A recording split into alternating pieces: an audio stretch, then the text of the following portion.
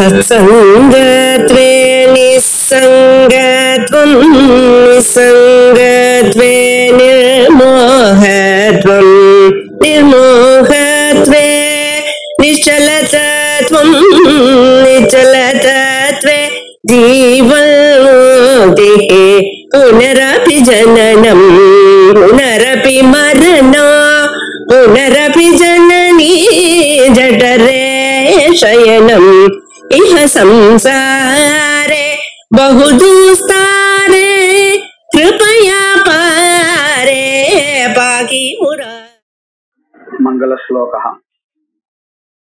वागीशाद्या सुमनसः सर्वार्थानामुपक्रमे यं नत्वा कृतकृत्या स्युः तं नमामि गजाननं।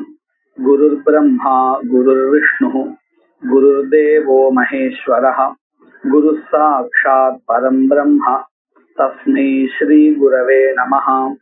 सूर्यनारायणं वन्दे देवीं त्रिपुरसुन्दरीं गुरूनधिगतार्थांश्च निरन्तरमहं भजे।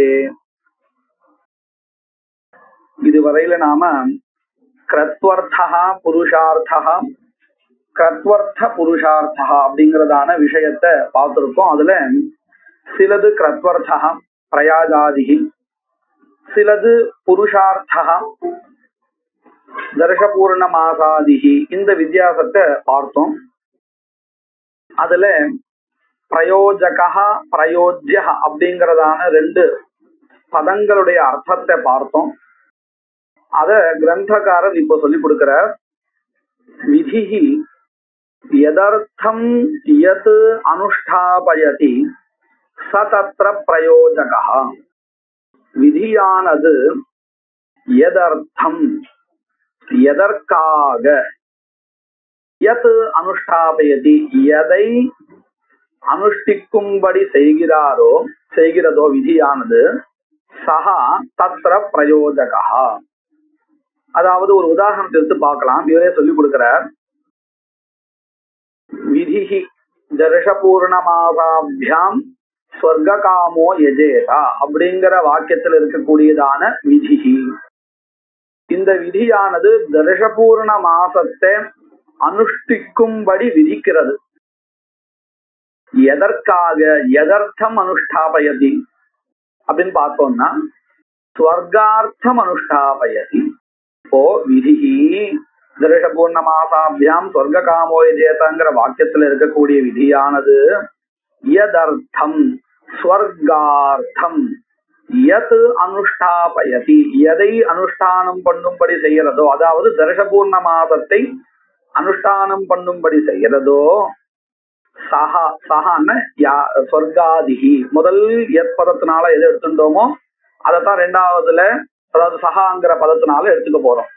சஹா அதாவது ஸ்வர்கா தத்ர பிரயோஜகா. இந்த வாக்கியத்துல பிரயோஜகா எது ஸ்வர்கா, பிரயோஜ்யா எது தர்ஷபூர்ணமாச யாகா. உதாரணத்தை காமிக்கிறார். தர்ஷாதி விதிஹி தர்ஷபூர்ணமாசாபியாம் ஸ்வர்காமோ யஜேதா போன்ற கர்மாக்களுடைய விதிஹி ஸ்வர்கார்த்தம் ஸ்வர்க்கத்திற்காக, தர்ஷாதிகம் தர்ஷாதி கர்மாவை அனுஷ்டாபயதி இது அனுஷ்டானம் பண்ணும்படி செய்விக்கிறது. இது ஸ்வர்காதிகி ஸ்வர்க்கம் முதலிய பலங்கள் தர்ஷாதோ தர்ஷாதிகள் பண்ணுகையில் பிரயோஜகா ஸ்வர்காதிகி பிரயோஜகா ஸ்வர்க்கம் முதலியவர்கள் இங்கே பிரயோஜகா என சொல்லப்படுகிறது. அடுத்தது பிரயாஜாதி விதிஹி பிரயாஜான் தர்ஷாத்யர்த்தம் அனுஷ்டாபயதி. தர்ஷாதிஹி பிரயாஜானாம் பிரயோஜகா. சமிதோ யஜதி தனூனபாதை யஜதி போன்ற வாக்கியங்கள் சமித் யாகத்தை அனுஷ்டானம் பண்ணும்படி செய்யறது இல்லையா? எதற்காக அனுஷ்டானம் பண்ணும்படி செய்யறது? தர்ஷாதிகளை உத்தேசிச்சு. அப்பதான் தர்ஷாதிகளுக்கு ஸ்வர்க்கத்தை உண்டு பண்ணக்கூடியதான அபூர்வம் எதுவோ அதை உண்டு பண்றதுக்குண்டான சாமர்த்தியம் கிடைக்கும். அதனால என்ன ஆறுது? பிரயாஜாதி விதிஹி பிரயாஜான் பிரயாஜம் முதலிய கர்மாக்களை தர்ஷாத்யர்த்தம் தர்ஷம் முதலிய பிரயாஜாதின்னு சொன்னதுனால எதெல்லாம் அங்கமா இருக்கோ அதெல்லாம் எடுத்துக்க வேண்டியது.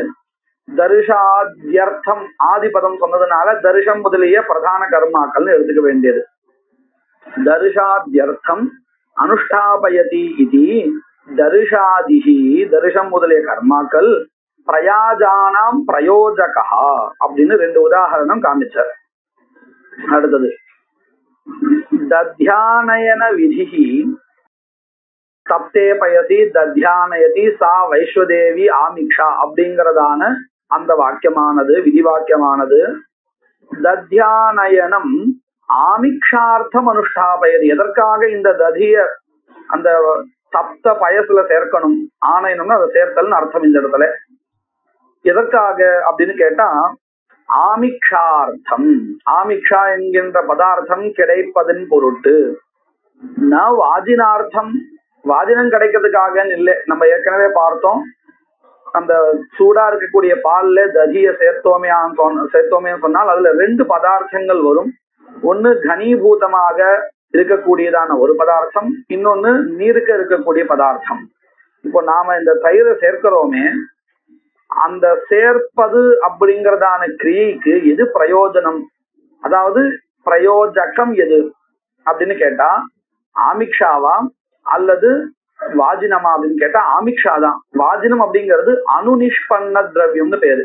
அதாவது நாம ஒரு திரவியத்தை உத்தேசிச்சு ஒரு வேலையை செய்யறோம், செய்யும் பொழுது அதன் கூடவே இன்னொன்னு ஒரு திரவியம் கிடைக்கிறது. அப்ப அந்த இன்னொன்னு கிடைக்கிறதே அதுவும் நாம வேலை செய்யறதுக்கு காரணம் அப்படின்னு சொல்ல முடியாது. அது அனுநிஷ்பன்னம். இன்னொரு ஒரு திரவியத்தை உத்தேசிச்சு நாம யத்னம் பண்றோம், அப்போ அதுவா தானா ஒரு பிரயோஜனம் இன்னொன்னு கிடைக்கிறது, அவ்வளவுதான். அதுக்காக நம்ம அந்த கூட கிடைக்கக்கூடிய பிரயோஜனத்துக்காக தான் இந்த காரியம் பண்ணினோம் அப்படிங்கிறது இல்லை. அத போல இங்க தத்யானயனம் அப்படின்னு நம்ம சொன்னோமே, இந்த கர்மாவை நாம எதற்காக பண்றோம் அப்படின்னு கேட்டால் ஆமிக்ஷாங்கிற பதார்த்தத்தை அடைவதின் பொருட்டு தான். அப்படி ஆமிக்ஷா வரும் பொழுது கூடவே வாஜினம்ங்கிற அந்த நீர்க்க இருக்கக்கூடிய பொருளும் வருது, அவ்வளவுதான். அதற்காக நம்ம அந்த வாஜினத்துக்காகத்தான் தத்யானயனம் பண்ணோங்கிறது இல்லை. இதுல இருந்து நமக்கு என்ன தெரிகிறது? இந்த தத்யானயனம் அப்படிங்கிற கர்மாவிற்கு பிரயோஜகம் எது அப்படின்னு பார்த்தோம்னா ஆமிக்ஷா நது வாஜினம். அதுதான் சொல்லி கொடுக்கிறார். தத்யானயன விதி தத்யானயனம் ஆமிக்ஷார்த்தம் அனுஷ்டாபயதி நது வாஜினார்த்தம்.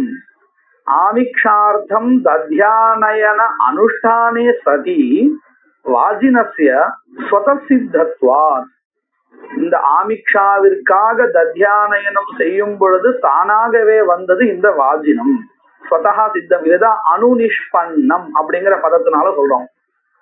அத்தச்ச ஆமிக்ஷா ஏவ தத்யானயனே பிரயோஜிகா. ஆமிக்ஷா ஏவ அப்படின்னு ஆமிக்ஷாங்கிற பதம் ஸ்ரீலிங்கத்துல இருக்கிறதுனால பிரயோஜகம்னு சொல்லாத பிரயோஜிகா அப்படின்னு ஸ்ரீலிங்கத்தை சொல்றார். அத ஆமிக்ஷா ஏவ தத்யானயனே பிரயோஜிகா நது வாஜினம். இதே மாதிரி இன்னொரு இடத்தை காமிக்கிறா. புரோடாச கபாலேன துஷானு உபவபதி இதி துஷோபவாப அங்கத்வேன புரோடாச கபாலம் விதீயதே. ததாபி துஷோபவாபஹ கபாலஸ்ய பிரயோஜகः ந பவதி. புரோடாசார்த்தம் உபாத்தேனைவ கபாலேன துஷோபவாப சித்தேஹே கிந்து புரோடாசஹ ஏவ கபாலஸ்ய பிரயோஜகः இத்தியாதி ஊஹ்யம். இங்க ஒரு புதுசா ஒரு இடம் காமிக்கிறார். இங்க என்ன ஸ்திதி இருக்குன்னு சொல்றேன். அதாவது புரோடாச கபாலஹா அப்படின்னு சொல்றோம் இல்லையா, இந்த புரோடாசத்தை நாம அக்னியில காமிக்கிறதுக்காக ஒரு சின்னதா மண்ணினால செஞ்சதான ஒரு ஓடு மாதிரி இருக்கும். இதுதான் புரோடாச கபாலஹான்னு பேரு. இது எதற்காக பயன்படுத்தப்படுறதுன்னு கேட்டால் அதன் மேல இந்த புரோடாச மாவை வச்சு சூடு பண்ணுவா. அதுக்காக இப்ப தோசைக்கல்ல எப்படி நம்ம மாவை வச்சு சூடுபடுத்துறோமோ அதை போல மனதை வச்சுக்கலாம். அப்போ அந்த கபாலகா இருக்க ஓடு சின்னதா, அந்த ஓடு எதற்காக வந்திருக்கு அப்படின்னு கேட்டால் இந்த புரோடாசத்தை சூடு பண்றதுக்காக அப்படின்னு புரோடாசத்தை உண்டு பண்றதுக்கு புரோடாச கபாலத்தை அந்த மாவை தட்டி வைக்கிறோம் இல்லையா, சப்பாத்தி மாவு மாதிரி, அப்படி வச்சு அப்படி செஞ்சு அந்த புரோடாச கபாலம் தான் இந்த மண்ணால் செஞ்ச ஓடு அதுல வைக்கணும். அதற்காக தான் வந்தது. ஆனா இன்னொரு ஒரு காரியம் அதனால நடக்கிறது. என்ன காரியம் அப்படின்னு கேட்டா, இந்த துஷாகா புரோடாசத்துக்கு தயார் பண்ணக்கூடியதான ஒரு மூல பதார்த்தமா தானியம் இருக்குமே, அதுல உமி எல்லாம் இருக்கும் இல்லையா, அதை நீக்கிறதுக்கு நமக்கு 2-3 வழி இருக்கு. வாயால் இப்படி ஊதினாலும் பறக்கும். அப்படி செய்யாத இந்த கபாலத்தை வச்சுட்டு நாம கபாலத்தை வச்சுட்டோ அல்ல கபாலத்தை வச்சோ விசிற மாதிரி பண்றதோ இது எதையாவது பண்ணி நாம அந்த உமி இருக்கு இல்லையா, இடிச்ச நெல்லு மேல இருக்கக்கூடியதான அந்த தோல் அதை நீக்கணும். இதுதான் இங்க 2வது வேலை. அதுக்கு அதை விதிக்கக்கூடிய வாக்கியம் என்னது? புரோடாச கபாலேன துஷானு உபவபதி அப்படின்னு. இப்ப இந்த இடத்துல சம்சயம் என்னன்னு கேட்டா, இந்த புரோடாச கபாலகா எதற்காக வந்தது? அதாவது இந்த புரோடாச கபாலத்தினுடைய பிரயோஜகம் எது? புரோடாசகாவா அல்லது இந்த துஷ உபவாபகான் துஷோபவாபகான் சொன்னோமே இதுவா? 2த்துல இது வரதுக்கு புரோடாச கபாலம் வரதுக்கு எது காரணம், எது பிரயோஜகம் அப்படின்னு கேள்வி. அப்போ இங்க சித்தாந்தத்துல இப்படி பதில் பண்ணி கொடுத்திருக்கான். புரோடாசகா தான் காரணம் புரோடாச கபாலகா வர்றதுக்கு. இந்த துஷோபவாபகா இல்ல, வேற ஒரு காரியத்துக்காக வந்த புரோடாச கபாலத்தை துஷோபவாபத்திற்கும் பயன்படுத்துறோம். அதனால என்ன தெரிகிறது? இந்த துஷோபவாபகா பிரயோஜகம் இல்லை, அதற்காக இது வரல. என்ன வித்தியாசம் வந்தது அப்படின்னு கேட்டா, இப்போ இப்படி வச்சுப்போம், புரோடாச கபாலம் தன்னுடைய கபாலகா அதோடைய வேலை என்னவோ அது பண்ணினதுக்கு அப்புறம் அது கீழே எங்க விழுந்து உடஞ்சி போச்சுன்னு வச்சுப்போம்.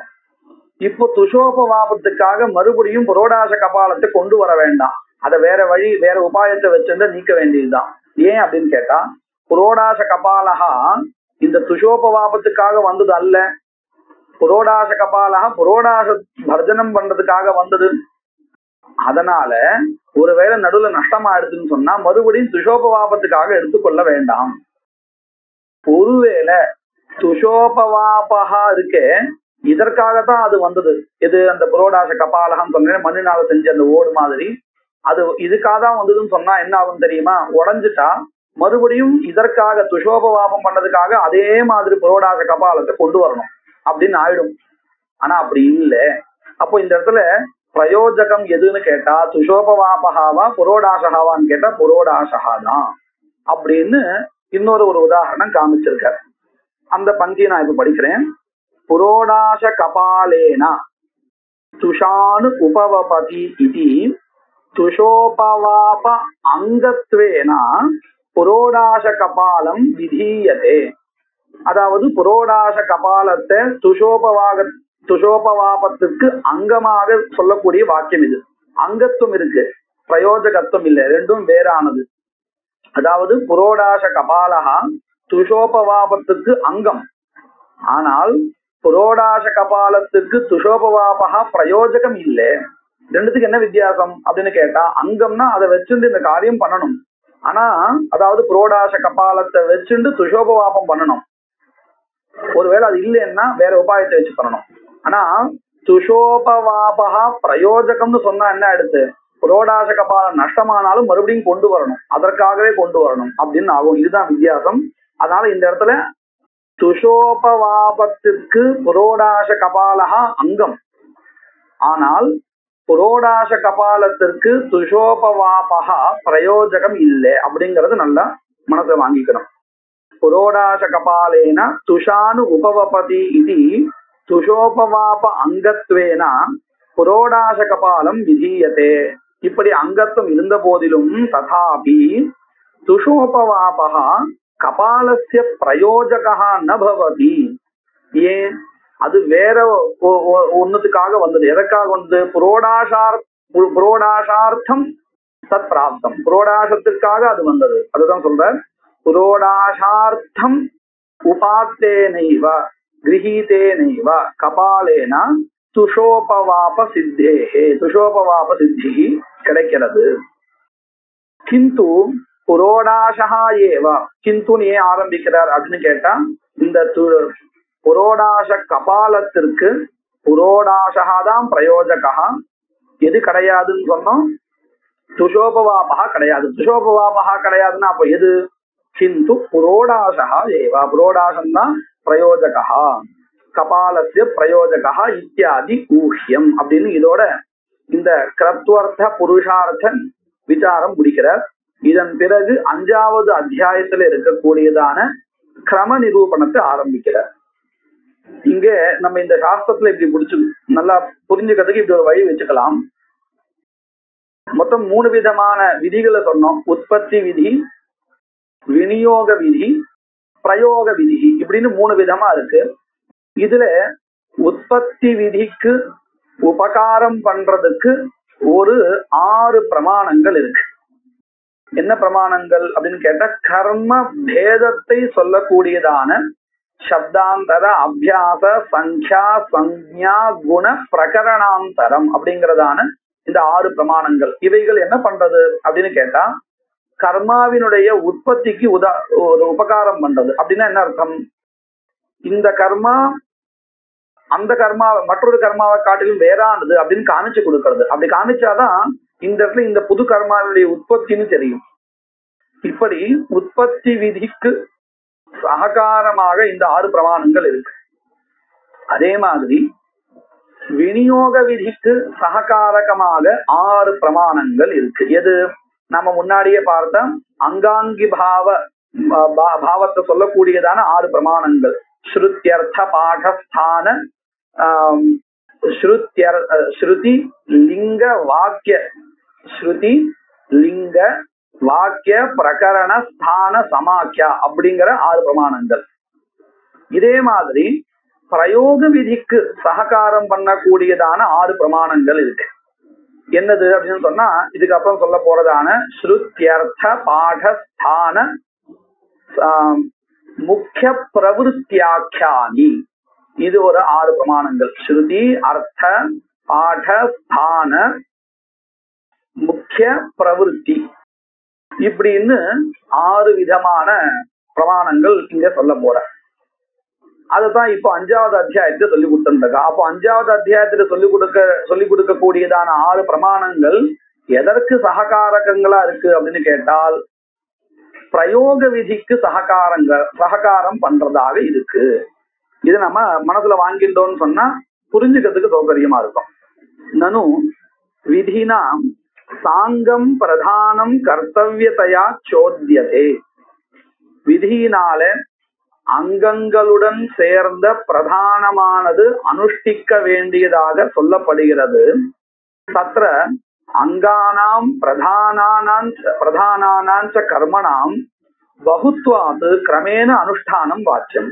அங்கம் பிரதானம் நிறைய இருக்கு. சில இடத்துல ஒரே பிரதானம் இருக்கு. ஆனா எல்லா இடத்துலயும் அங்கங்கள் நிறைய இருக்கு. கண்டிப்பா ஒரு அங்கம் 2 அங்கம்ல நிறைய அங்கங்கள் இருக்கு. இப்படி சில இடத்துல பிரதானங்களும் ஜாஸ்தியா இருக்கு. தர்ஷபூர்ண மாசம் போன்ற இடத்துல அக்னிஹோத்திரம் ஜுஹோதிங்கிற இடத்துல அக்னிஹோத்திரம் பிரதானம் ஒண்ணுதான். ஆனா அங்கங்கள் நிறைய. தர்ஷபூர்ண மாசத்துல பிரதானங்களும் நிறைய அங்கங்களும் நிறைய. தத்ர அங்கானாம் பிரதானானாஞ்ச கர்மணாம் பகுத்வாத்து அநேகத்வாத்து கிரமேண அனுஷ்டானம் வாச்சம். ஏதோ ஒரு கிரமத்தை வச்சுதான் பண்ண முடியும். எல்லாத்தையும் ஒரே சமயத்துல பண்ண முடியாது. தத் கிரம நியாமகம் பிரமாணம் கிம். அந்த இடத்துல இந்த கிரமம் தான் வச்சுக்கணும், இந்த கிரமத்துலதான் அனுஷ்டானம் பண்ணணும் அப்படிங்கிற இடத்துல எது பிரமாணம் அப்படின்னு கேட்டா இது சேத் அப்படிங்கிற வரையில் நமக்கு என்ன தெரிகிறது? ஒரு கிரமத்தை சொல்லக்கூடிய பிரமாணம் இல்லே அப்படின்னு பூர்வபக்ஷி சொல்ற மாதிரி தெரியுது இல்லையா? அதனால சித்தாந்தி என்ன சொல்றார்? பிரமாணம் இல்லைன்னு சொல்லாதே, கிரமத்தை சொல்றதுக்கு பிரமாணம் இருக்கு. என்ன பிரமாணம்? ஸ்ருத்தியாதீனாமேவ கிரம நியாமகத்வா. ஸ்ருதி முதலியதான 6 பிரமாணங்கள் தான் கிரம நியாமகமாக இருக்கின்றன. முதல்ல அதுக்கு உதாரணம் காமிக்கிற ததாஹி அத்வர்யுஹு கிரஹபதிம் தீக்ஷயித்வா பிரம்மாணம் தீக்ஷயதி இத்யத்ர த்வா ஸ்ருத்யா கிரஹபதி தீக்ஷானந்தரம் பிரம்ம தீக்ஷா இது ஸ்ரௌதா கிரமஹா. முதல் பிரமாணம் ஸ்ருதி. ஸ்ருதின்னா என்னது? நேரடியாக கிரமத்தை சொல்லக்கூடிய பதம். எப்படி? இந்த கிருத்வா அப்படிங்கிற இடத்துல இருக்கக்கூடியதான துவா பிரத்யா இருக்கு, செய்து விட்டு அப்படின்னு இருக்கு இல்லையா? இந்த பிரத்யாவே கிரமத்தை சொல்லி கொடுக்கிறது. அப்போ கிரமத்தை நேரடியாக சொல்றதுக்குண்டான சப்தா இங்க இருக்குன்னு தெரிகிறது. அதுதான் ஸ்ருதி. எப்படி? உதாரணம் காமிக்கிறார். இந்த தீக்ஷா காலத்துல அத்வர்யுவானவர் என்ன பண்றார்? முதல்ல கிரகபதிக்கு தீட்சையை கொடுத்துட்டு அதன் பிறகு பிரம்மாவுக்கு தீட்சையை கொடுக்கிறார். அப்போ இந்த கிரமம் எப்படி தெரிகிறதுன்னு கேட்டா, அத்வர்யுவானவர் கிரகபதியும் தீட்சைத்வா, கிரகபதிங்கிற அந்த ஒரு ருத்விஜால அவருக்குண்டான தீட்சையை பண்ணிட்டு பிரம்மானம் தீட்சையதி, பிரம்மாவினுடைய தீட்சாவை பண்றார். இப்ப இந்த இடத்துல இந்த துவா பிரத்யத்தினால கிரமஹா தெரிகிறது. நேரடியாக ஸ்ருதி அதாவது சப்தா கிரமத்தை சொல்றது. இத்தியத்ர துவா ஸ்ருத்யா கிரகபதி தீட்சானந்தரம். இந்த அனந்தரம்ங்கிற பதமே கூட நேரடியா சங்கியாவை சொல்லக்கூடியதுதான். அனந்தரம் அத இந்த மாதிரியான கிரமத்தை நேரடியாக சொல்லக்கூடியதான சப்தங்கள் தான் ஸ்ருதின்னு சொல்லப்படுகிறது. கிரகபதி தீட்சானந்தரம் பிரம்ம தீட்சா இது ஸ்ரௌதா கிரமஹா. ஸ்ருதி சம்பந்தி கிரமஹா, ஸ்ருத்யுக்தா கிரமஹா, ஸ்ரௌதா கிரமஹா. அடுத்தது ஸ்ருதி அர்த்த. அர்த்தஹா அப்படிங்கிற பதத்துக்கு பிரயோஜனம்னு இங்க பொருள். பிரயோஜனத்தை வச்சுட்டு கிரமத்தை நிர்ணயம் பண்றது. எப்படி? அக்னிஹோத்திரம் ஜுஹோதி யவாகும் பச்சதி இத்தியத்ர. இந்த வாக்கியத்தை பார்த்தா தெரியும். அக்னிஹோத்திரம் ஜுஹோதின்னு முதல்ல இருக்கு. அதாவது அக்னிஹோத்திர ஹோமத்தை முதலாவதாக விதிக்கின்றதான வாக்கியம் இருக்கு. முதல் வாக்கியம் அக்னிஹோத்திரத்தை சொல்லக்கூடியதான வாக்கியமா இருக்கு. அதுக்கப்புறம் யவாகும் பச்சதின்னு ரெண்டாவதா இந்த வாக்கியம் இருக்கு. இந்த வாக்கிய கிரமத்தை பார்த்தோம்னா அக்னிஹோத்திரம் முதல்ல பண்ண வேண்டியது, அடுத்ததாக யவாகு பாக்கத்தை பண்ண வேண்டியதுன்னு தெரிகிறது. ஆனா இந்த யவாகுங்கிற இருக்கே பதார்த்தா, இது அக்னிஹோத்திரத்துல சாதனம். எப்படி ததி சாதனமோ திரவியமோ அத போல இதுவும் சாதனம். அப்போ பாருங்க, அக்னிஹோத்திரம் பண்ணி முடிச்சதுக்கு அப்புறம் இந்த யவாகுவை பண்ணினால் என்ன பிரயோஜனம் இருக்கு? ஒரு பிரயோஜனமும் இல்லை. அல்லது அதிருஷ்ட பிரயோஜனம் ஏதாவது கல்பிக்கணும். அக்னிஹோத்திரம் பண்ணிட்டு யவாகு பண்ணினால் இந்த பிரயோஜனம் வரும், சொர்க்கா கிடைக்கும், ஏதாவது அதிருஷ்ட பிரயோஜனம் கல்பிக்கணும். ஆனால் அதற்கு மாறாக முதல்ல யவாகு பாகத்தை பண்ணிட்டு அதை வச்சுட்டு நம்ம அக்னிஹோத்திரம் பண்ணினால் திருஷ்ட பிரயோஜனம் கிடைக்கும். அப்போ அர்த்தா பிரயோஜனம், எந்த கிரமத்தை நாம அனுஷ்டிச்சால் நமக்கு பிரயோஜனம் கிட்டும் அப்படின்னு கேட்டா முதல்ல யவாகு பாகா, அப்புறம் அக்னிஹோத்திர ஹோமா. அப்போ இந்த பாடக்கிரமஹா இருக்கே, அந்த வேதத்துல இருக்கக்கூடிய பாடக்கிரமஹா, அதை நாம இங்க எடுத்துக்கல. இங்கேயும் கூட முன்னாடி சொன்னது போல பூர்வ பிரமாணம் பிரபலம், உத்தரோத்தர பிரமாணம் துர்பலம். அதை நம்ம நல்லா மனதில் வச்சுக்கணும். அப்படி பார்த்தோம்னா பாடா அப்படிங்கிறது மூணாவது பிரமாணம். ரெண்டாவது பிரமாணம் எது? அர்த்தா இல்லையா? பாடா அடுத்ததாக வரக்கூடிய உத்தர பிரமாணமா இருக்கு. அதனால அது துர்பலம். பாடக்கிரமத்தை இங்க பாதிச்சுட்டு அர்த்த கிரமத்தை வச்சுட்டு முதல்ல யவாகு பாகா, அப்புறம் அக்னிஹோத்திர ஹோமஹா. இந்த விஷயம் தான் இங்க சொல்லி கொடுக்கிறார். அக்னிஹோத்திரம் ஜுஹோதி யவாகும் பச்சதி இத்தியத்ர யவாகு பாகஸ்ய ஹோமார்த்தத்வேன ஹோமாங்கத்வேன பாகாத் பூர்வம் ஹோமஸ்ய கர்த்தும் அசக்கியத்வாத். அங்காங்கி பாவம் நமக்கு ஏற்கனவே தெரிஞ்சு போயிடுது யவாகுவுக்கும் ஹோமத்துக்கும். அப்போ ஹோமத்தை முதல்ல பண்ணினா என்ன பிரயோஜனம் இருக்கு? பண்ணவே முடியாது முதல்ல. ஏன்னா ஹோமத்துக்கே திரவியம் இந்த யவாகு தான். இதுவே இல்லைன்னா எப்படி பண்ண முடியும் இல்லையா? பாகாத் பூர்வம் ஹோமஸ்ய கர்த்தும் அசக்கியத்வாத் பாடக்கிரமம் தியக்த்வா. இந்த வேதத்துல சொல்லப்பட்ட அந்த பாடக்கிரமத்தை விட்டுட்டு அர்த்தக்கிரமஹா ஸ்வீகர்த்தவ்யா. அர்த்தஹான்னா என்னது? அர்த்தஹா பிரயோஜனம், ஹோமாதி ரூபம் பிரயோஜனம், ததர்த்தம் கிரமஹா அர்த்தக்கிரமஹா. தேன பூர்வம் பாகஹா பஷாத் ஹோமஹா அப்படின்னு ரெண்டாவது பிரமாணத்தினால இது முடிவு பண்ணிட்டோம். அடுத்தது சமிதோ யஜதி தனூனபாதை யஜதி இத்தியாதோ விதி வாக்கிய பாடக்கிரமாதேவ சமிதாதி யாகானுஷ்டான கிரமஹா. பாடக்கிரமாத் அனுஷ்டான கிரமஹா எப்படி முடிவு பண்றா அப்படின்னு கேட்டா, முதல்ல சமித்யாகத்தை பண்ணணுமா அல்லது தனூனபாதத்தை பண்ணணுமா, இப்படி 5 கர்மாக்களை எதை பண்ணணும் அப்படின்னு கேட்டா எந்த இந்த கர்மாவினுடைய விதி வாக்கியங்கள் எந்த கிரமத்துல இருக்குன்னு பாருங்க. அந்த வாக்கியத்தை பார்த்து அதுல இருந்துதான் நம்ம கர்மாவை தெரிஞ்சுக்கிறோம். அப்போ கர்மா தெரியறதுக்கு அந்த வாக்கியத்தினுடைய கிரமஹா ஒரு காரணமா இருக்கா இல்லையா, அந்த கிரமத்திலேயே அந்த கர்மாவை பண்ண வேண்டியது அப்படின்னு பாட கிரமத்தை வச்சுட்டு அனுஷ்டானம் இங்கே விதிக்கப்படுகிறது. அதுதான் சொல்லி கொடுக்கிறார். சமிதோ யஜதி தனூன பாதை யஜதி இத்தியாதோ விதி வாக்கிய பாடக்கிரமாதேவ சமிதாதி யாகானுஷ்டான கிரமஹா. இது மூணாவது பாடம். அடுத்தது ஸ்தானம்.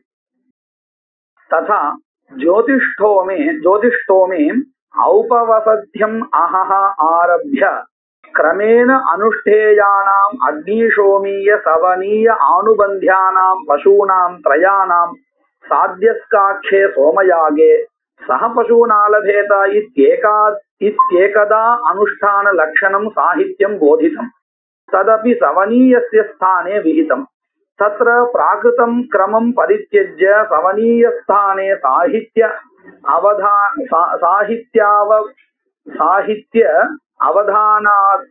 அவதானாத் ஆதௌ சவனீய பசோஹ உபாகரணே ததஹ அக்னிஷோமீயஸ்ய ததஹ ஆனுபந்தியாயாஹ இது ஸ்தானாத் கிரமஹ.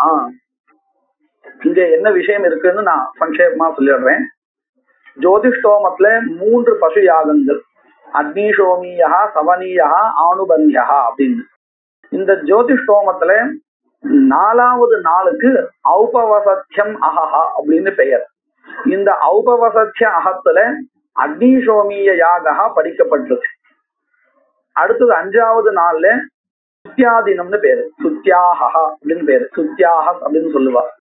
இந்த 5வது தினத்துல முதல்ல சவனீய பசு யாகத்தை பண்ண வேண்டியது, அப்புறம் ரொம்ப கடைசியில ஆனுபந்திய யாகத்தை பண்ண வேண்டியது. இப்படி கிரமஹா. அக்னிஷோமியா 4வது நாள்ல, 5வது நாள்ல முதல் பசு யாகா சவனீயா, கர்மாவினுடைய கடைசியில ஆனுபந்தியான்னு இந்த கிரமஹா இருக்கு அனுஷ்டானத்துல ஜோதிஷ்டோமத்துல. இந்த ஜோதிஷ்டோமத்தினுடைய விகிருதியாக ஒண்ணு சாத்தியஸ்கிரகான்னு பேரு. சாத்தியஸ்கிரகான்னா என்னது?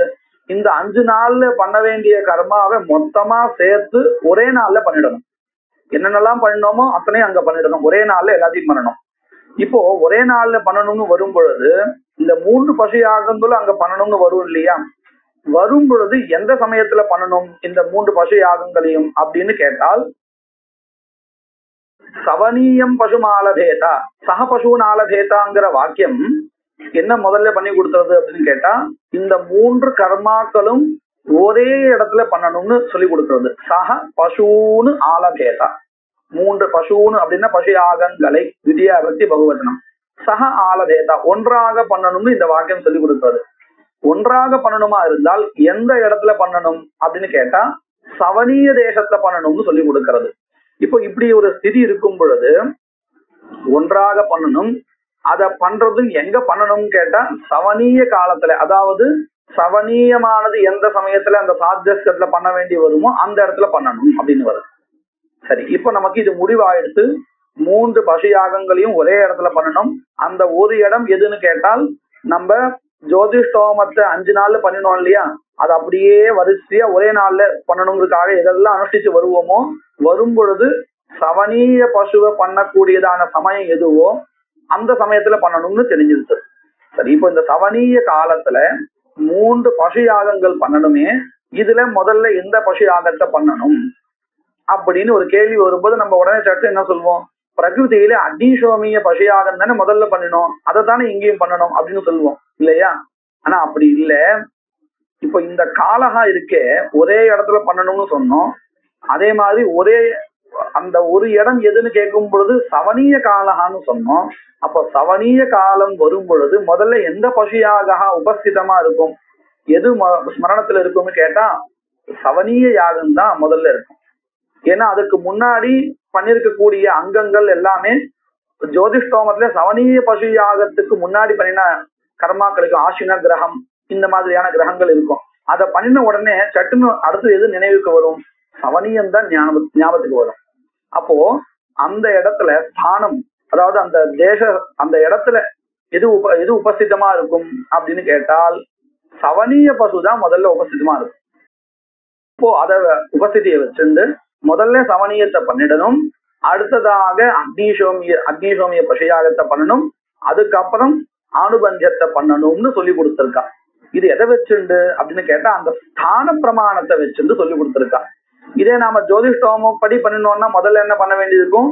முதல் யாக அக்னிசோமிய பசுயாக பண்ண வேண்டியதா இருக்கும், ரெண்டாவதாக சமனியம் பண்ண வேண்டியதா இருக்கும், மூணாவதாக ஆணுபஞ்சம் மூணாவது தான், அதுல எந்த சந்தேகமும் இல்லை, ரெண்டு பட்சத்துலயும் அப்படிதான் இருக்கு.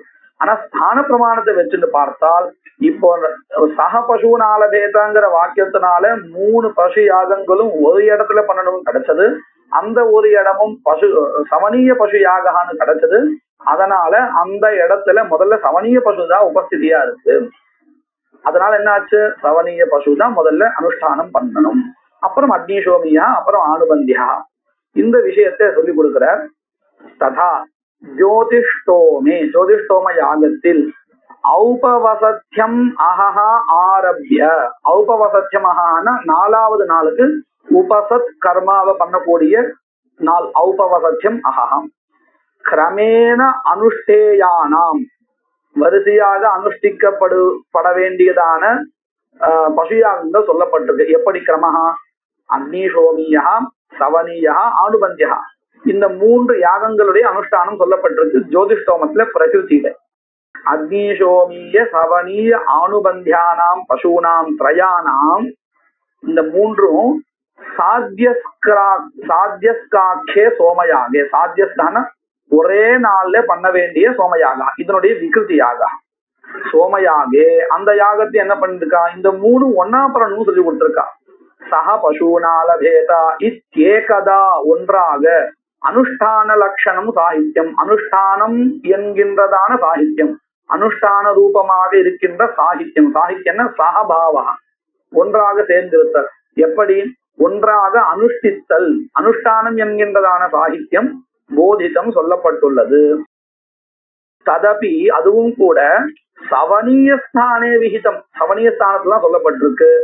தத்ர பிராகிருதம் கிரமம் பரித்யஜ்ய, அப்படி சவனீய காலத்துல பண்ணும் பொழுது பிராகிருதம் கிரமம், அதாவது ஜோதிஷ்டோமத்துல எந்த கிரமத்துல பண்ணினோமோ அக்னிசோமியா, சவனியா, ஆணுபந்தியான்னு அந்த கிரமத்தை பரித்யஜ விட்டு சவனீயஸ்தானே, சவனீய ஸ்தானத்தில் சாகித்ய அவபோதனாது, சாகித்ய அவதானாது, எப்படி வேணா பாடம் வச்சுக்கலாம், 2 விதமான பாட்டமும் இருக்கு. சாகித்ய அவதானாது, சாகித்யம் இந்த சவனீய பசுவினுடைய ஸ்தானத்தை தெரிவதனால ஆதௌ, முதலில் சவனீய பசோகோ உபாகரணம், முதல்ல சவனீய பசுவுக்கு பண்ண வேண்டியதான உபாகரணங்கிற ஒரு அங்கம், அதை தான் பண்ணணும். அதாவது சவனீய பசுவுக்கு தான் அந்த உபாகரணம் ஆரம்பிக்கணும், ஆக்னேய பசுவுக்கு அல்ல. அதன் பிறகு ததா அக்னிசோமியஸ்ய, அக்னிசோமிய யாகத்துக்குண்டான அங்கங்களை அனுஷ்டிக்கணும். ததா, அதற்கும் பிறகாக ஆணுபந்தியாயாக இது தானாத் கிரமஹ சுத்யா திவசாத் பூர்வம் அஹஹா ஔபவசத்தியம். ஔபவசத்தியம்னா என்னது அப்படின்னு கேட்டா, சுத்யா தினத்துக்கு முந்தின தினம், சுத்யா தினம்ங்கிறது 5வது நாள், கடைசி நாள், அதற்கு முந்தின தினம் தான் ஔபவசத்தியம் அஹஹா அப்படின்னு நமக்கு அந்த விஷயத்தை புதுசா சொல்லிட்டார். இதுக்கப்புறம் முக்கிய கிரமஹ ததா தர்ஷே சான்னாய தர்மானாம் சாகாச்சேதனாதீனாம் பூர்வம் ஆக்னேய தர்மானாம் நிர்வாபாதீனாஞ்ச அனந்தரம் பிரவருத்தாவபி முக்கியயோஹோ ஆக்னேய சான்னாய யாகயோஹோ மத்தியே ஆக்னேய யாகஸ்ய பூர்வம் அனுஷ்டானாத் முக்கியயாக கிரமேண ஆதௌ ஆக்னேய புரோடாசஸ்ய பிரயாஜசேஷ அபிதாரணம் ததா பயசः அபிதாரணம் இது முக்கியயாக கிரமாத் அபிதாரண கிரமஹான்னு இருந்தா சரியா இருக்கும் தோன்றது. அபிதாரணம் புஸ்தகத்துல இருக்கு, அது தப்பா இருந்தா மாத்திக்கிறது. முக்கியயாக கிரமாத் அபிகாரண கிரமஹா. இந்த இடத்துல இந்த வேதத்துல சொல்லப்பட்ட கிரமத்தை பார்த்தோம்னு சொன்னா, தர்ஷ யாகத்துல 3 பிரதானங்கள் இருக்கு.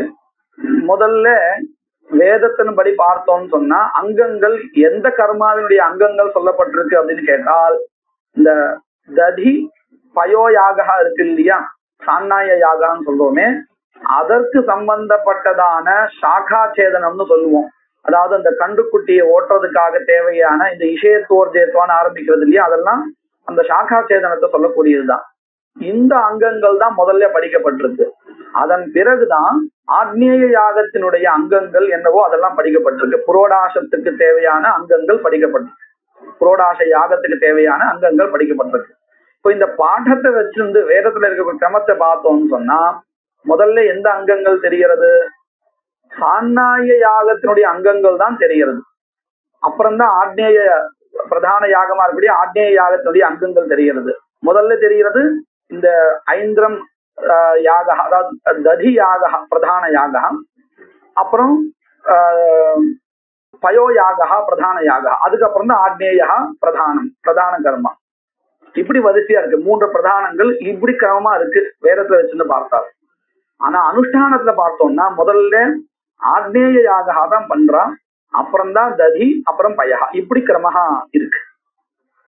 ததா தரிஷே சான்னாய தர்மா, நாம் சான்னாய யாகத்திற்கு உண்டான அங்கங்களுடைய அந்த அங்கங்கள் என்னது? சாகா சேதாதி, நாம் சாகா சேதனம், வத்ச அபாகரணம், இந்த மாதிரியான தர்மங்கள் அதுதான் பூர்வம் முதலில் படிக்கப்பட்டிருக்கு. ஆக்னேய தர்மானாம் நிர்வாபாதீனாஞ்ச அனந்தரம் பிரவருத்தாவபி, இப்படி கிரமம் வேதத்துல இருந்த போதிலும் கூட முக்கியோகோ ஆக்னேய சான்னாய யாகையோர் மத்தியே, முக்கிய யாகங்களாக பிரதான யாகங்களா இருக்கக்கூடியதான ஆக்னேயம், அடுத்தது சான்னாயம், இந்த இரண்டுகளில் மத்தியே ஆக்னேய யாகஸ்ய பூர்வம் அனுஷ்டானாத், முதலில் ஆக்னேய யாகத்திற்குத்தான் அனுஷ்டானம். முக்கிய யாக கிரமேனா, இப்படி இந்த முக்கிய யாக கிரமத்தை வச்சுட்டு பின்னாடி என்ன பண்ண போறா அப்படின்னு கேட்டா, இந்த ஆக்னேய யாகமாகட்டும் அல்லது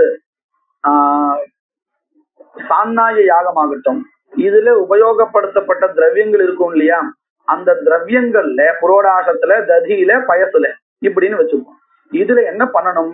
பிரயாஜ கர்மாவை பண்ணிட்டு அந்த பிரயாஜ சேஷம் இருக்கும் இல்லையா, ஆத்யம், அதுல அபிகாரணம் பண்ணணும், சொட்ட விடணும். இதுதான் இங்க விதிக்கப்பட்டிருக்கு. இப்போ நாம இந்த பிரயாஜ சேஷ அபிகாரணம் எந்த கிரமத்தை பண்றது, முதல்ல எந்த திரவியத்துல சொட்ட விடுறது அப்படின்னு கேட்டா, நம்ம இந்த வேத பாடத்துல இருக்கக்கூடிய கிரமத்தை பார்த்தோம்னா முதல்ல ததி பயஹா இந்த ரெண்டுத்துல எதையாவது பண்ணணும், கடைசியில தான் ஆக்னேயம் பண்ணணும்னு வரும். ஆனால் பிரதான யாகத்தினுடைய அனுஷ்டான கிரமத்தை வச்சுட்டோம்னா இப்போ முதல்ல ஆக்னேய திரவியமான புரோடாசத்தில் தான் இந்த பிரஜாத சேஷ அபிகாரணம் பண்ணணும், அப்புறம்தான் ததி பயஹா. இப்போ இதை பண்ணுறது அப்படின்னு கேட்டால் முக்கிய கிரமத்தை தான் இங்க அனுஷ்டிக்கணும் அப்படின்னு தெரிகிறது. பூர்வம் அனுஷ்டானாத் முக்கிய யாக கிரமேண ஆதௌ ஆக்னேய புரோடாசஸ்ய பிரயாஜசேஷ அபிகாரணம் ததஹ பயசஹ அபிகாரணம் இது முக்கிய யாக கிரமாது அபிகாரண கிரமஹா. இங்க நமக்கு ஏதோ நான் சொன்னதை வச்சிருந்து பார்த்தால் பாடக்கிரமத்தை பாதிச்சிருந்து முக்கிய கிரமஹா வந்தது மாதிரி இருக்கும். அப்படி கணக்கில்லை. ஏன்னா இந்த பாடக்கிரமஹா அபிகாரண கிரமத்தை நேரடியா சொல்லி தரல, அங்கங்களை முதல்ல எது அனுஷ்டானம் அதை எது பண்ணணும்னு அந்த வாக்கியம் விவரிக்கிறது, அவ்வளவுதான்.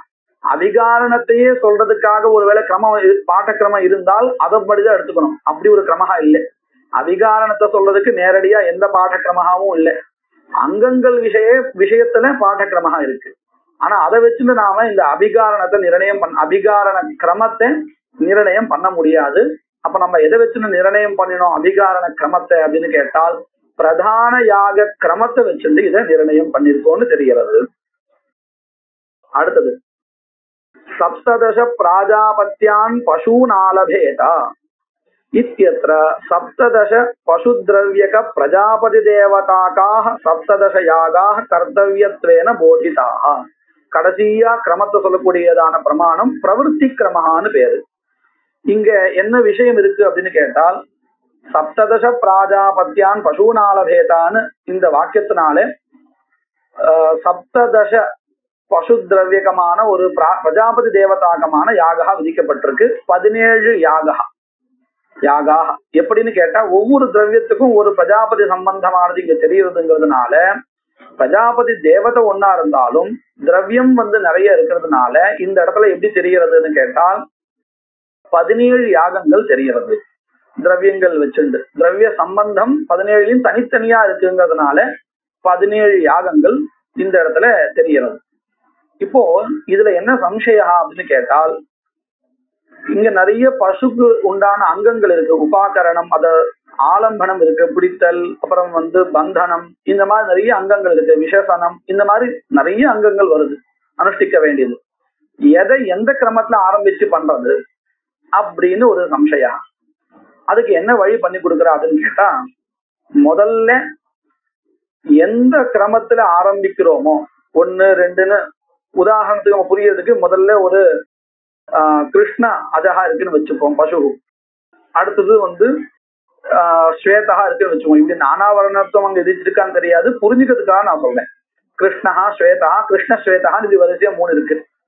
இப்ப எதுல இருந்து நாம அங்கங்கள் ஆரம்பிக்கிறது அப்படின்னு நமக்கு ஒரு சம்சயம் வந்துருது. அப்ப என்ன பண்ணணும் அப்படின்னு கேட்டா, முதல் அங்கம் அங்கம் இருக்கே அதை பண்றதுக்கு நாம எதுல இருந்து வேணா ஆரம்பிக்கலாம். உதாரணத்துக்கு ஸ்வேதா கிருஷ்ணா, ஸ்வேத கிருஷ்ணா, கபிலஹா இப்படின்னு தான் வச்சுக்கலாம்.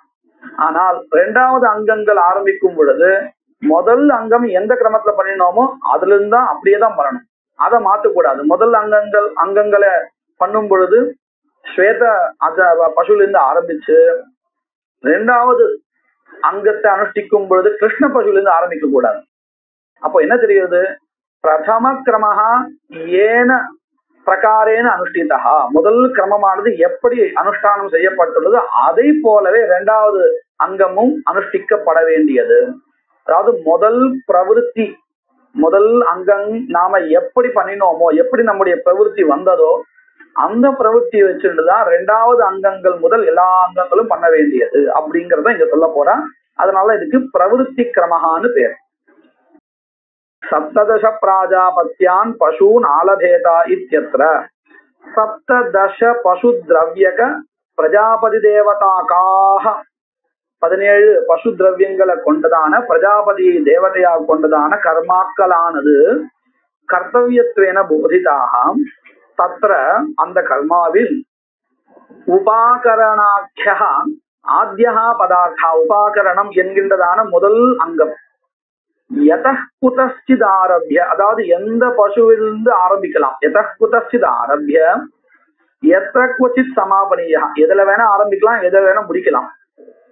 ஆனால் அடுத்த அங்கங்கள் 2வது இருக்கே நியோஜனாதிகந்தோ ஏன கிரமேண உபாகரணம் பிரவருத்தம், உபாகரணம்ங்கிற முதல் அங்கத்தை நாம எந்த கிரமமா பண்ணினோமோ தேனைவ கிரமேண கர்த்தவியம், அதே கிரமமாக 2வது நியோஜனம் முதலியதான அங்கங்களை அனுஷ்டிக்கணும். கதம், எப்படி? பிரகிருதோ அக்னிசோமீய பசோஹோ ஏகத்வேன உபாகரணம் ஆதோ கிருத்வா த்விதீய க்ஷணே ஏவ நியோஜனம் திருதீய க்ஷணே ஏவ புரோக்ஷணம் வியவதான பிரயோஜகா பாவாத். ஏன் இப்படி பண்ணணும் அப்படின்னு கேட்டா, ஏன் இந்த கிரமத்தை, அதாவது முதல் அங்கத்தை எந்த கிரமத்தை வச்சுன்னு பண்ணோமோ அதே கிரமத்துலதான் 2வதையும் பண்ணணும் அப்படின்னு ஏன் சொல்லணும் அப்படின்னு கேட்டா, இப்போ முதல் கிரமஹா ஸ்வேத பசுல ஆரம்பிச்சிருக்கோம்னு வச்சுப்போம். 2வது அங்கம் இருக்கே, அந்த 2வது அங்கம் பண்ணும் பொழுது மறுபடியும் நாம அந்த ஸ்வேத பசுவில இருந்தே ஆரம்பிச்சோம்னா கரெக்டா அதுக்கு ஒரு 17 செகண்ட் நமக்கு க்ஷணங்கள் வியவதானம் இடைவெளி கரெக்டா வரும். அதாவது சரியானபடி இடைவெளி எல்லாத்துக்கும் ஒன்னா அதே 17 நொடிகள் வந்துட்டே இருக்கும். ஆனா அப்படி ஆரம்பிக்காத 2வது அங்கத்தை அனுஷ்டிக்கும் பொழுது ஸ்வேத பசுவை விட்டுட்டு 2வதா இருக்கக்கூடியதான கிருஷ்ண பசுவில நான் பண்ணிட்டேன்னு வச்சுக்கோங்க. அப்ப என்ன ஆயிடும் தெரியுமோ, மறுபடியும் அந்த சர்க்கிள் முடிஞ்சு அந்த ஸ்வேத பசு கிட்ட வரும் பொழுது 17 க்ஷணங்கள் இல்ல 18 க்ஷணங்கள் ஆயிடும். அதாவது ஒரு அங்கத்தை பண்றதுக்கு ஒரு க்ஷணம்னு வச்சுட்டு பேசினால் ஒரு க்ஷணம் அதிகப்படியா ஆயிடும். 17 க்ஷணம் வரையில் பொறுத்துக்க முடியும்.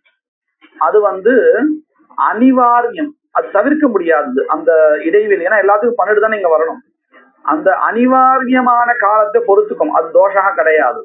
ஆனா அனிவாரிய காலத்தை தாண்டி ஒரு க்ஷணம் போனாலும் அது தோஷம் ஆயிடும். அப்படி பார்த்தோம்னா 2வது அங்கம் நம்ம இந்த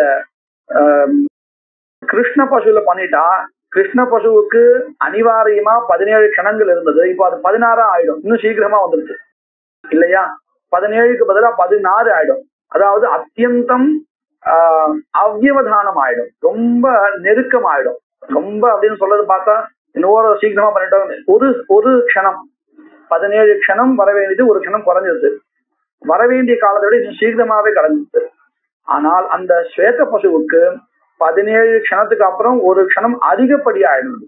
அப்போ இந்த பிரவருத்தி கிரமத்தை நாம அனுஷ்டிக்கலைன்னா, முதல் அங்கம் எந்த கிரமத்தை வச்சுட்டு பண்ணோமோ அதே கிரமத்துல பண்ணலைன்னா என்ன ஆயிடுறதுன்னு கேட்டால், ஒரு சில பசுக்களுக்கு அங்க அனுஷ்டானம் ரொம்ப சீக்கிரமா ஆயிடுறது, ஒரு சில பசுவுக்கு ரொம்ப தாமதமா ஆயிடுறது. அதாவது அனிவாரிய காலத்தை காட்டிலும் ஜாஸ்தி ஆயிடுறது. இது தோஷா. இது தோஷான்னு எப்படி சொல்றேன் அப்படின்னு கேட்டா, பிரகிருதியில ஒரே பசுதான் இருந்தது. அதனால அங்கங்களை நம்ம என்ன பண்ணினோம், முதல்ல உபாகரணம், அடுத்தது நியோஜனம், அடுத்தது புரோக்ஷனம், இப்படின்னு சரியான முறையில இடைவெளி இல்லாத, அதிகப்படியான இடைவெளி இல்லாத, அனிவாரிய காலத்தை தவிர்த்து அதிகமா எடுத்துக்காத சரியானபடி முடிஞ்சது. அப்போ அங்க சாகித்யம் தெரிஞ்சது இல்லையா, அதே சாகித்யம் தான் இங்கேயும் கிடைக்கணும். அங்க ஒரு க்ஷணம் சாகித்யம் போதும், அந்த ஒரு க்ஷணம் வியவதானம் போதும். ஏன்னா அடுத்தடுத்த அங்கங்கள் ஒரே பசுதான் இருக்கிறதுனால பிரகிருதியில பண்ணிட்டோம். ஆனா இங்க 17 பசுக்கள் இருக்கிறதுனால 17 நொடிகள் தேவைப்படும். அதற்கும் மேல போயாச்சுன்னா அனிவாரியமான காலத்தை தாண்டினதா ஆயிடும். அதனால்தான் தோஷா அப்படிங்கறத சொல்லிக் கொடுக்கிறார். முதல்ல பிரகிருதியில எப்படி இருந்ததுன்னு காமிக்கிறார். பிரகிருத்தோ அக்னிசோமிய பசோகோ ஏகத்துவேனா, ஒரே ஒரு பசு இருக்கிறதுனால உபாகரணம் ஆதௌ கிருத்வா, உபாகரணம்ங்கிற அங்கத்தை முதல்ல அனுஷ்டிச்சுட்டு த்விதீய க்ஷணே ஏவா, 2வது க்ஷணத்திலேயே நியோஜனம் என்கின்றதான அங்கத்தை அங்கம் அனுஷ்டிக்கப்படுகிறது. திருத்தீய க்ஷணே ஏவா புரோக்ஷனம் என்கின்றதான அங்கம் அனுஷ்டிக்கப்படுறது. வியவதான பிரயோஜகாபாவா, அதாவது இந்த இடத்துல இதையும் தாண்டி கொஞ்சம் நேரத்தை எடுத்துக்கிறதுக்கு, வியவதானத்தை இடைவெளியை கொடுக்கறதுக்கு எந்த காரணமும் இல்லை, இவ்வளவுதான் கொடுக்கணும்.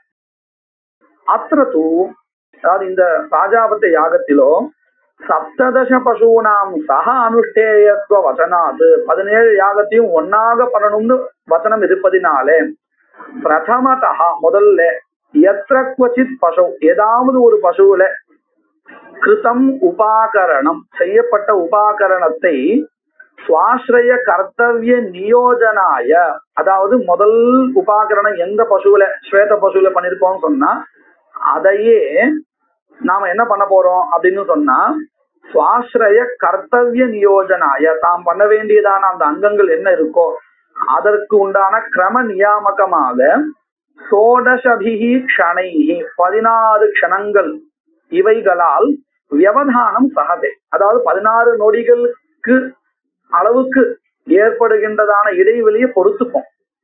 நது அதிகம், அதற்கும் மேற்கொண்டு இருக்கக்கூடியதை இதை ஏத்துக்காது.